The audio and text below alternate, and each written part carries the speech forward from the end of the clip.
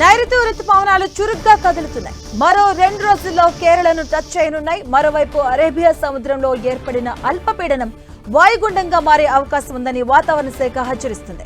అటు బంగాళాఖాతంలో ఉపరితల ఆవర్తనం కొనసాగుతుంది. దీని ప్రభావంతో తెలంగాణలో మరో 3 రోజుల పాటు భారీ వర్షాలు కురిసే అవకాశం ఉందని వాతావరణ శాఖ అధికారులు హెచ్చరిస్తున్నారు.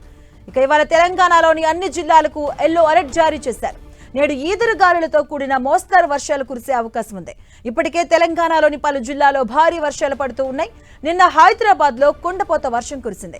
50 ప్రాంతాల్లో 3 సెంటీమీటర్లకు మించి వర్షపాతం నమోదైంది.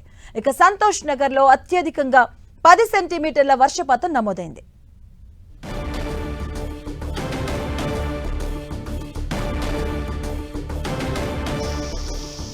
ఇదే అంశానికి సంబంధించిన పూర్తి అప్డేట్స్ మా కరెస్పాండెంట్ రాముడు అందిస్తాడు. రాముడు.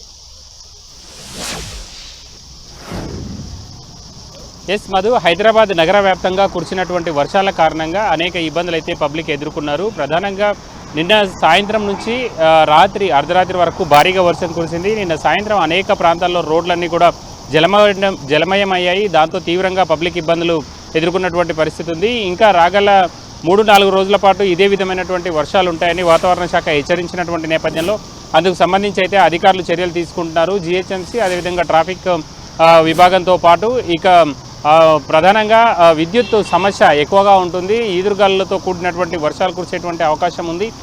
దాని నేపథ్యంలో ఎక్కువగా విద్యుత్ సమస్యలు వచ్చేటువంటి అవకాశం ఉంది. కాబట్టి ఆ విద్యుత్ శాఖ అధికారులు కూడా సమన్వయంతో ముందుకెళ్లాలని డిసైడ్ చేయడం జరిగింది. ఇక నిన్న కొంచెం పొద్దుపోయిన తర్వాత వర్షం పడడంతో కొంత ఇబ్బందులు తక్కువగా ఉన్నాయని చెప్పుకోవచ్చు. అదే నిన్న సాయంత్రం 6-7 గంటలకు భారీ వర్షం పడితే మాత్రం చాలా ఇబ్బందులు వచ్చాయి. కొన్ని ప్రాంతాల్లో అతి భారీ వర్షం కురిసింది. దాదాపు 10 సెంటీమీటర్ల వర్షపాతం నమోదైంది.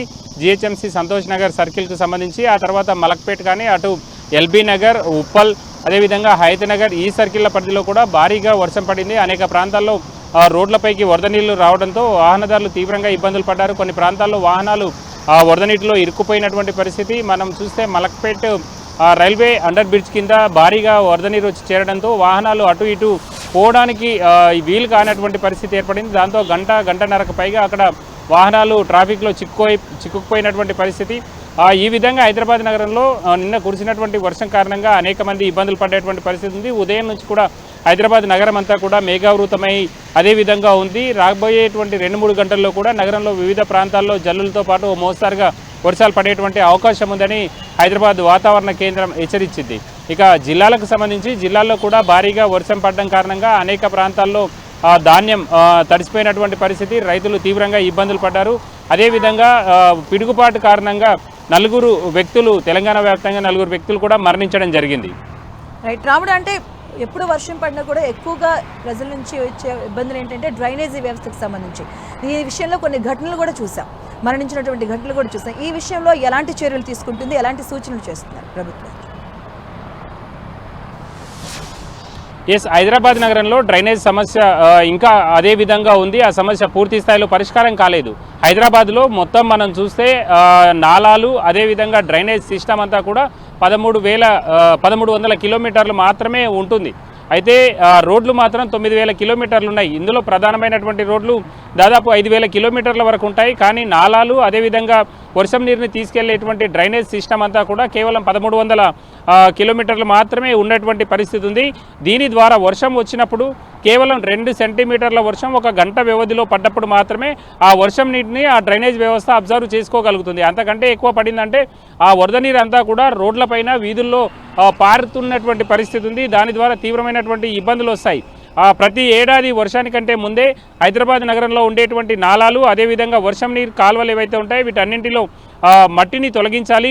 ఏదైతే పూడిక అప్పటి వరకు వచ్చి ఉంటుందో ఆ పూడికను మొత్తం కూడా తీసేయాలి. అందుకోసం దాదాపు 55 నుంచి 58 కోట్ల వరకు జిహెచ్ఎంసీ ఖర్చు చేస్తుంది ప్రతి ఏటా. అయితే ఇప్పటి వరకు కేవలం 56% మాత్రమే పూడికెత్తిత పనులు కంప్లీట్ అయినట్టుగా మనకు తెలుస్తుంది. ఇంకా 44% వరకు పనులు కంప్లీట్ కావాల్సి ఉంది. మరొక 5-10 రోజుల్లో మాన్సూన్ ఎంటర్ అయ్యేటువంటి పరిస్థితి కనబడుతుంది. మనం చూస్తుంటే గడిచినటువంటి 10-15 రోజులుగా వర్షాలు పడుతూనే ఉన్నాయి. అడపాదడప నగరంలో వివిధ ప్రాంతాల్లో వర్షాలు పడుతూనే ఉండేటువంటి పరిస్థితి ఉంది.